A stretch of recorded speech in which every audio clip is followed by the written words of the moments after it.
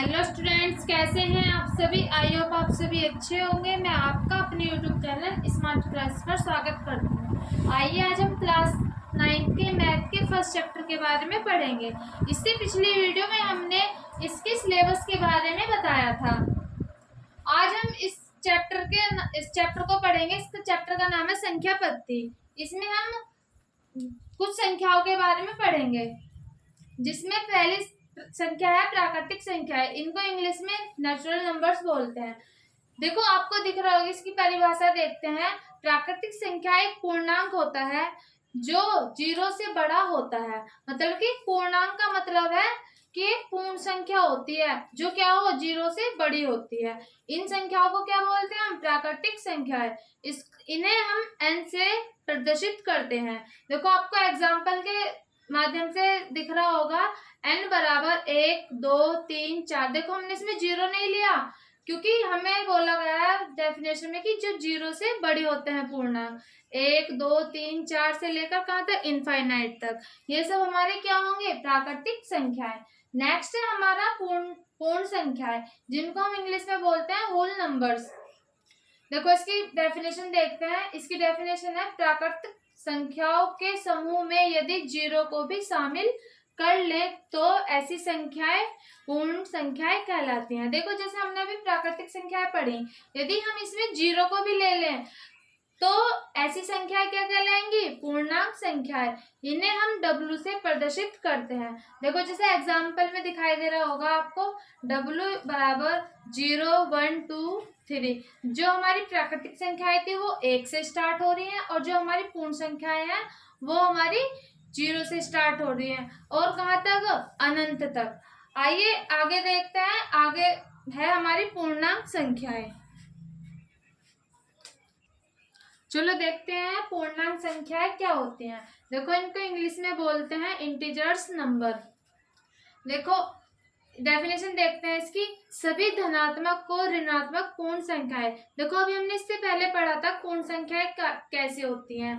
तो उन्हीं पूर्ण संख्याओं में यदि धनात्मक और ऋणात्मक दोनों संख्याएं ले ली जाए तो उन संख्याओं को हम क्या बोलते हैं? पूर्णांक संख्याएं। वे संख्याएं क्या कहलाती हैं? हमारी पूर्णांक संख्याएं। इन्हें हम z से प्रदर्शित करते हैं। देखो, जैसे आपको एग्जांपल दिखाई दे रहा होगा, z इक्वल्स टू -3 -2 -1 0, और +1 +2 +3 से अनंत तक जितनी भी संख्याएं होंगी हमारी प्लस माइनस की सभी संख्याएं हमारी पूर्णांक संख्याएं कहलाती हैं। फिर है हमारी सम संख्याएं। इन्हें इंग्लिश में बोलते हैं इवन नंबर्स। देखो, इन्हें इसकी डेफिनेशन देखते हैं। इस संख्याओं का इकाई का अंक 0 2 4 6 8 में से कोई भी अंक हो उन्हें हम क्या बोलते हैं? सम संख्याएं। देखो, जिन संख्याओं में इकाई का अंक क्या हो, या तो 0 हो या 2 हो या 4 हो या 6 हो या 8 हो, इन सब में से इकाई का अंक मिल जाए कोई सा भी, इनमें से आपको इकाई का अंक मिल जाए जिस संख्या में, वो संख्याएं कैसी होंगी? हमारी सम संख्याएं। जैसे देखते हैं हम, सपोज करो हमारी 210 हो गई। इसमें इकाई का अंक ये है, दहाई का अंक ये है, और सैकड़ा इसमें 2 है। तो इसमें इकाई का अंक आपको क्या दिख रहा है? 0। और अभी हमने डेफिनेशन में क्या लिखवाया हमने कि देखो, 0 हो या 2 हो 4 6, इसमें से कोई भी अंक मिल जाए तो हमारी कौन सी होती है? सम संख्या। देखो, इसमें 0 हमारी सम संख्या। फिर देखते हैं, हमारा हो जाए 244। इसमें इकाई का अंक क्या है? 4। तो ये भी कैसी है? हमारी सम संख्या है। देखो, इसमें एक रह गया, या तो 0 0 2 4 6 8 10 12 14, मतलब अनंत तक जो भी संख्या है जिसमें इनमें इकाई का अंक इनमें से भी कोई सा भी नंबर मिल जाए वो हमारी क्या होती है? सम संख्याएं। आगे देखते हैं हम हमारी विषम संख्याएं कौन सी होती हैं। चलिए विषम संख्याएं देखते हैं। विषम संख्याएं हमारी क्या होती हैं? देखो, डेफिनेशन देखते हैं। वे संख्याएं जिनमें इकाई का अंक 0, 2, 4, 6, 8 ना हो। देखो हमने सम संख्याएं पढ़ी थी अभी, जिनमें इकाइकांक 0, 2, 4, 6, 8 हो, और विषम संख्याएं में क्या पढ़ रहे हैं, जिनमें इकाइकांक 0, 2, 4, 6, 8 ना हो। ऐसी संख्याएं क्या कहलाती हैं, विषम संख्याएं कहलाती हैं। जैसे एग्जाम्पल देखिए, एग्जाम्पल है 1 हो गया, 2 हो गया, 3 हो गया, 5 हो गया, 7, 11, कहाँ तक, अनंत तक। इनमें और देखो, और है हमारे एग्जाम्पल, जैसे 451 हो गया, इसमें इकाइकांक क्या है, 1, ठीक। इसमें इकाइकांक है 3, इसमें इकाइकांक 0, 2, 4, 6, 8, इनमें से कोई सा भी अंक नहीं आ रहा। तो जिन संख्याओं में इकाइकांक 2, 4, 6, 8 इनमें से कोई भी अंक ना आए, वे संख्याएं हमारी क्या कहलाती हैं, विषम संख्याएं। अब देखिए नेक्स्ट है भाज्य संख्याएं, इनको बोलते हैं कंपोजिट्स नंबर। चलो डेफिनेशन देखते हैं इसकी। वे संख्याएं जो केवल अपने और एक के अलावा किसी और भी संख्या से विभाजित हो। कहने का मतलब है वे सभी संख्याएं जो अपने आप से भी कटती हो, एक से भी कटती हो, और किसी और अन्य संख्या से भी विभाजित होती हो। विभाजित का मतलब है कटना, मतलब पूरा पूरा भाग हो जाना, ठीक है। जैसे कि एग्जाम्पल है आपका 12। देखो 12 2 से भी कट रहा है, 3 से भी कट रहा है, 4 से भी कट रहा है, 6 से भी कट रहा है, और 1 से भी कट रहा है, और किससे, 12 से भी कट रहा है। फिर देखो 16 है, वो 2 से भी कटेगा, 4 से भी कटेगा, 8 से भी कट रहा है, और खुद से भी कट रहा है। तो हमने अभी डेफिनेशन में क्या लिखवाया, जो केवल अपने और एक के अलावा किसी और अन्य से भी कटे, मतलब विभाजित हो, वे सभी संख्याएं हमारी क्या कहलाती हैं, भाज्य संख्या। आगे देखते हैं हम अभाज्य संख्याएं हमारी क्या होती हैं। चलो देखते हैं हमारी अभाज्य संख्याएं क्या होती हैं। देखो डेफिनेशन देखते हैं पहले हम। वे संख्याएं जो अपने और एक के अलावा किसी अन्य से ना कटे। कहने का मतलब है वे संख्याएं जो अपने आप से और एक के अलावा किसी दूसरी संख्या से ना कटे। जैसे कि 2 हुआ, वो सिर्फ 1 से कटेगा और खुद से कटेगा। 3 हुआ हमारा, 3 खुद से कटेगा और 1 से कटेगा। और हमने भाज्य संख्या में क्या बताया था कि वे संख्याएं जो खुद से भी कटे और खुद से कटे एक के अलावा और किसी अन्य संख्या से भी कटे। और अभाज्य संख्या में जस्ट इसका उल्टा है, वे संख्याएं जो अपने आप से और एक के अलावा किसी और संख्या से ना कटे। जैसे अभी एग्जाम्पल बताया मैंने आपको, 2 हो गया, 3 हो गया, 5, 11, 13। देखो 13 है हमारा, 11 है वो खुद से भी कट रहा है और 1 से कट रहा है, और दूसरी संख्या से नहीं कटेगा। फिर 13 हुआ, 17 हुआ, 19 हुआ, और आगे भी कुछ ऐसी संख्याएं हैं जो अपने आप से कटेंगी और 1 से कटेंगी। इन दो के अलावा, खुद के अलावा और 1 के अलावा किसी और संख्या से नहीं कटेगी। देखो कुछ महत्वपूर्ण बातें हैं। पहली है, सबसे छोटी अभाज्य संख्याएं कौन सी होती है। यदि आपके एग्जाम में कभी कोई पूछ ले कि सबसे छोटी अभाज्य संख्या हमारी कौन सी होती है, तो सबसे छोटी अभाज्य संख्या होती है हमारी 2। फिर आपसे पूछ ले कि 1 से लेकर 100 तक कुल कितनी अभाज्य संख्याएं हैं, तो हम क्या बताएंगे कि 1 से लेकर 100 तक की कुल 25 अभाज्य संख्याएं होती हैं। आगे हम देखते हैं परिमेय संख्या हमारी क्या होती हैं। चलिए परिमेय संख्याएं देखते हैं कि परिमेय संख्याएं क्या होती हैं। इनको हम इंग्लिश में रेशनल नंबर्स बोलते हैं। चलिए डेफिनेशन देखते हैं इसकी। परिमेय संख्याएं वे संख्याएं होती हैं जिन्हें अंश और हर के रूप में लिखा जा सकता है। मतलब कि कहने का मतलब क्या हुआ कि जो हमारी संख्याएं अंश और हर के रूप में होती हैं वे संख्याएं हमारी परिमेय संख्याएं कहलाती हैं। अर्थात में देखो जैसे P/Q के रूप में लिखा जा सकता है, वे संख्या हमारी क्या कहलाती हैं, परिमेय संख्याएं। जैसे कि हमारी एग्जाम्पल में दिया है 2/3। देखो ये हमारा पूर्णांक है P और ये हमारा कोई Q। तो अभी मैंने डेफिनेशन में बताया आपको, वे संख्याएं जो हम P/Q की फॉर्म में लिखते हैं वे सभी संख्या हमारी परिमेय संख्याएं कहलाती हैं। जो p और q होते हैं वो हमारे पूर्णांक होते हैं। देखो फिर मैंने दिखाया 5/7, ये भी हमारी क्या हो गई, परिमेय संख्या है। फिर 11/23, ये भी हमारी क्या है, परिमेय संख्या है। कहने का मतलब हुआ जो हमारी p/q के फॉर्म में होते हैं, मतलब p भी कोई पूर्णांक है और q भी कोई पूर्णांक होगा, वे सभी संख्या हमारी परिमेय संख्याएं कहलाती हैं। लेकिन जो q है, जो हमारा q है वो कभी भी 0 नहीं होगा, ठीक है। क्योंकि हम यदि p/q होता है, p कोई पूर्णांक ले लिया हमने 3 और q हम 0 ले लेंगे तो इसका जो मान है वो हमारा इनफाइनाइट हो जाएगा। इसलिए जो हमारा q पूर्णांक होता है वो हम कभी भी 0 नहीं लेते हैं। चलिए अपरिमेय संख्या देखते हैं, इनको हम अंग्रेजी में इरेशनल नंबर्स बोलते हैं। चलिए परिभाषाएं देखते हैं।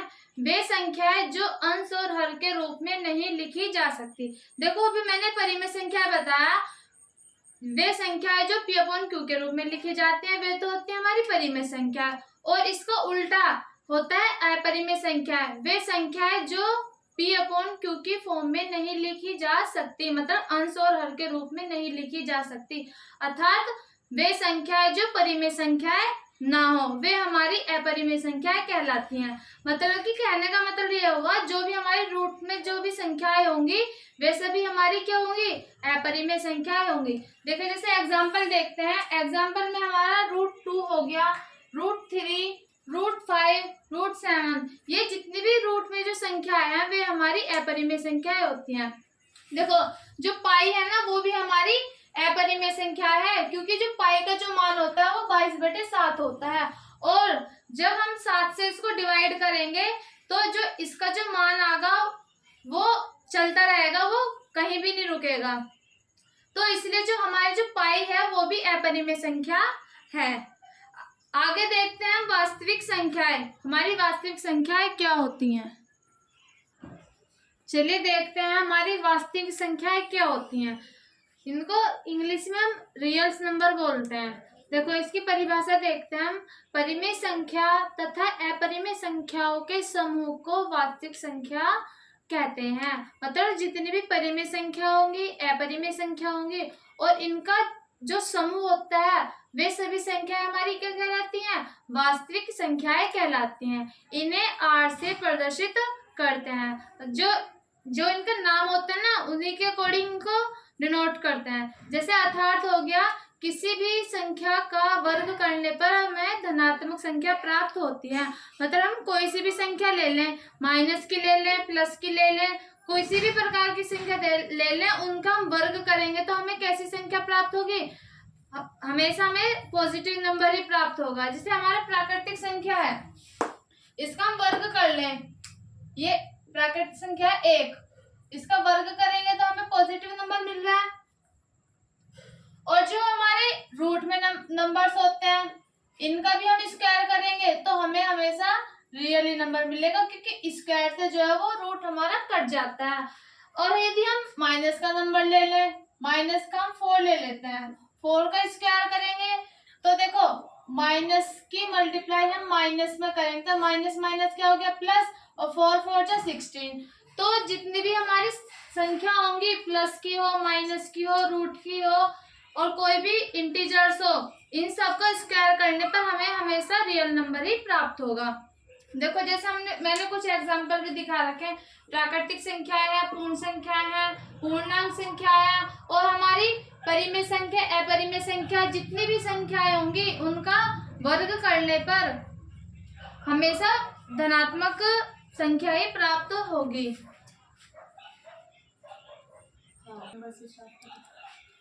देखो मैंने आपको अभी पीछे बहुत सारी अभी परिभाषाएं लिखवाई हैं। प्राकृतिक संख्याएं की, पूर्ण संख्याएं की, पूर्णांक संख्याएं क्या होती है हमारी, और वास्तविक संख्याएं अभी ये लिखवाई रखी है मैंने, और पूर्णांक क्या होते हैं, सम संख्याएं, विषम संख्या। हमारी जितनी भी संख्या है उनमें से कोई भी नंबर चूज कर लो, फिर उसका स्क्वायर करके देखो, और स्क्वायर करने पर हमें हमेशा रियल नंबर प्राप्त होगा। ठीक है, देखो सपोज करो मैं एक ये वाला पूर्णांक ले रही हूँ -3, माइनस का तो मैंने अभी दिखाया है, प्लस के 2 ले लेते हैं। प्लस के 2 का स्क्वायर करो तो क्या आएगा 4, पॉजिटिव आया। ठीक है, फिर हम माइनस का ले रहे हैं, माइनस का 3 ले रहे हैं, इसका स्क्वायर करेंगे तो क्या आएगा, पॉजिटिव नंबर ही आएगा। और कोई भी सम संख्या ले लो, सम संख्या हमारी कौन सी होती है, मैंने बताया था कि वे सभी संख्याएं जिनका इकाई अंक क्या हो, 2 हो, 4 हो, 6, 8 और 0। जो भी इनमें इकाई अंक, इनमें से इन अंक में से एक अंक आए, वो सभी हमारी सम संख्याएं होती हैं। सम संख्या जैसे हम ले लेते हैं 6 ले लो, सम संख्या हमारी है, इसका स्क्वायर करेंगे तो क्या आएगा 36। ठीक है, आपको समझ में आ गया हो, साथ के साथ इन सभी को नोट करते रहिए। चलिए आगे देखते हैं हमारी अवास्तविक संख्याएं कौन सी होती हैं। चलिए अब हम देखते हैं अवास्तविक संख्याएं क्या होती हैं। देखो पहले ये समझो, जो अवास्तविक संख्याएं होती हैं उन्हीं को हम क्या बोलते हैं, काल्पनिक संख्याएं भी बोलते हैं। ठीक है, अवास्तविक संख्या भी लिखा हुआ सकता है कहीं पर, काल्पनिक संख्याएं भी आ सकता है लिखा हुआ, तो इनको हम इंग्लिश में इमेजिनरी नंबर बोलते हैं। ठीक है, अवास्तविक संख्या और जो काल्पनिक संख्या है वे दोनों एक ही है, कंफ्यूज मत होना। कभी आप बोलो कि काल्पनिक संख्या अलग होते हैं, अवास्तविक संख्या अलग होते हैं, इनको ये दोनों एक ही संख्या है, इनको अंग्रेजी में इमेजिनरी नंबर बोलता है। देखो इसकी डेफिनेशन देखते हैं। यदि किसी संख्या का वर्ग करने पर प्राप्त संख्या ऋणात्मक संख्या हो। अभी हमने पढ़ा था जो वास्तविक संख्या होती है वो क्या होती है, यदि हम किसी भी संख्या का वर्ग करें तो हमें कैसी संख्या मिल रही थी, पॉजिटिव। और इसी का उल्टा हो रहा है अवास्तविक में, यदि किसी भी संख्या का हम वर्ग करते हैं तो उसका जो संख्या प्राप्त हो रही है वो हमें कैसी मिल रही है, ऋणात्मक मिल रही है। ठीक है, उसका उल्टा है ये, तो ऐसी संख्या क्या कहलाती है, हमारी अवास्तविक संख्याएं कहलाती हैं। इन्हें आई से प्रदर्शित करते हैं। देखो ये जो आई है ना, इसका जो मान होता है आई का, ये रूट में -1 होता है। ठीक है, जो इसको इमेजिनरी नंबर बोलते हैं, इसको आई से नोट करते हैं। कहीं भी आए अब से लेकर आगे तक, जब तक भी आप मैथ में पढ़ोगे इमेजिनरी नंबर, तो उसकी जो आई का जो मान होता है वो √-1 होता है। देखो इसके एग्जाम्पल देखो, √-1 आई हो गया। देखो अभी आई मैंने बताया कि आई क्या होता है, √-1, तो ये जो है ये √-1 की वैल्यू है। 3i हो गया 2 + 2i हो गया रूट में -4। मैंने अभी बताया किसी भी संख्या का हम क्या करते हैं, स्क्वायर करते हैं, जो हमें संख्या प्राप्त होगी वो कैसी होगी, ऋणात्मक संख्या प्राप्त होगी। उन संख्याओं को हम अवास्तविक संख्या कहते हैं। चलिए कुछ एग्जाम्पल देखो √1 को ही ले लो, इसका हम स्क्वायर करेंगे। अभी मैंने बताया था कि जो स्क्वायर होता है उससे रूट कट जाता है, तो इस स्क्वायर से रूट काट दो तो हमारा क्या बचा हमारा -1। और डेफिनेशन में भी हमने ये लिखवाया है कि किसी भी संख्या का रूट करने पर हमें माइनस की संख्या प्राप्त हो, ऋणात्मक संख्या प्राप्त हो, तो ऐसी संख्या हमारी क्या कहलाती है, अवास्तविक संख्या कहलाती है। देखो कुछ और एग्जाम्पल देखते हैं, हम ले लेते हैं 3i। ठीक है, 3i का भी मैंने मान बताया, जो i का मान होता है वो क्या होता है, √-1। इसको याद रखना, इसको नोट कर लेना कहीं अच्छी सी जगह, जो आपको ये एकदम से दिख जाए, आपकी नजर पड़े और ये आपको मान दिख जाए। जो 3i है हमारा, देखो i की वैल्यू रखो यहाँ, क्या होती है √-1, इसका स्क्वायर करो। देखो इसका स्क्वायर कैसे करेंगे, पहले तो 3 का स्क्वायर करो, 3 का स्क्वायर होता है 9, और इस रूट से स्क्वायर से रूट कट जाएगा तो क्या बचा हमारा -1। संख्या कैसे है हमारी माइनस की, तो जो 3i है ये भी हमारी संख्या कैसी हो गई, इमेजिनरी काल्पनिक संख्या। देखो फिर हम लेते हैं √-4, इसको स्क्वायर करो, स्क्वायर करेंगे, स्क्वायर से रूट कट जाएगा, क्या बचा -4। तो ये जितनी भी संख्याएं होंगी, मतलब जो संख्याएं जिन संख्या का हम वर्ग करते हैं हमें उसका जो संख्या मिलता है माइनस में मिलता है, वे सभी संख्याएं कैसी होती है, हमारी काल्पनिक संख्याएं। नेक्स्ट वीडियो में हम आपको इसकी एक्सरसाइज स्टार्ट करेंगे। आई होप आपको ये सभी संख्याएं समझ आ गई होंगी। इनको अच्छे से अपनी नोटबुक में नोट कर लीजिए और अच्छे से इनको पढ़ लेना, ठीक है, क्योंकि ये आपके आने वाले फ्यूचर में भी काम आएंगी। जब तक आप पढ़ोगे, जब तक ये आपको संख्याएं काम आएंगी। चलिए नेक्स्ट वीडियो में हम आपका चैप्टर फर्स्ट की एक्सरसाइज फर्स्ट स्टार्ट करेंगे। तो बच्चों, आपको वीडियो अच्छा लगे हो तो वीडियो को लाइक करें, शेयर करें और अपने छोटे भाई बहनों के साथ शेयर करें और चैनल को सब्सक्राइब करें। धन्यवाद।